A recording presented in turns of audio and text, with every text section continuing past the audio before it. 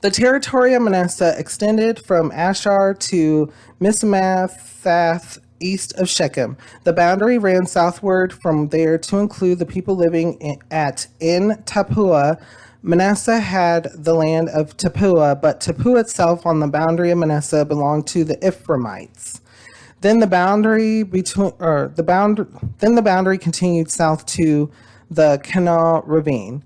There were towns belonging to Ephraim lying among the towns of Manasseh, but the boundary of Manasseh was the northern side of the ravine and ended at the sea. On the south, the land belonged to Ephraim, on the north to Manasseh. The territory of Manasseh reached the sea and bordered Asher on the north and Issachar on the east. Within Issachar and Asher, Manasseh also had Bethshan, Ilblim, and the people of Dor, Endor, Tanakh, and Megiddo, together with their surrounding settlements. The third in the list is Napoth. Yet the Manassites were not able to occupy these towns, for the Canaanites were determined to live in that region. However, when the Israelites grew stronger, they subjected the Canaanites to forced labor, but did not drive them out completely.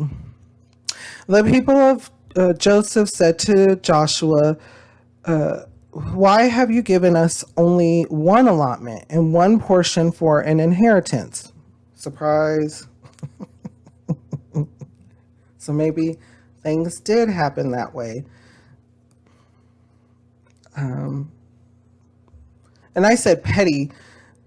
They don't, not necessarily petty. They may have been full-blown arguments and yellings and who knows. But there were issues. And you can already tell that there were issues because they weren't following through. They weren't driving all the Canaanites out like they were supposed to. So you can already tell that there may be issues to come. So,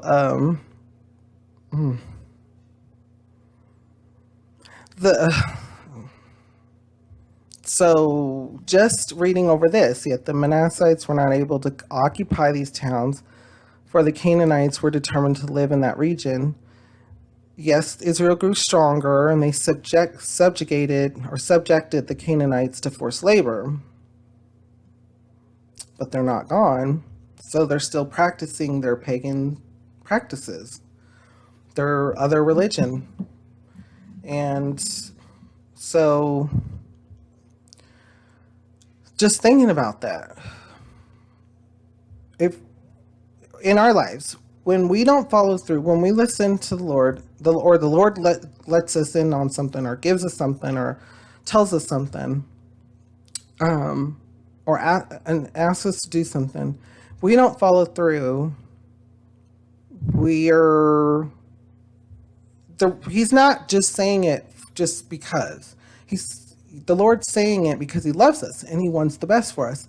So if we don't follow through, if we don't do what we need to do, whether it's patience, whether it's assistance, whatever it may be, things can end up not so good. So what kind of thoughts or feelings come to your mind when we read over this, knowing that Israel did not drive out, once again, all of the Canaanites? What kind of thoughts or feelings come to your mind? How does it make you feel, and what does it make you think?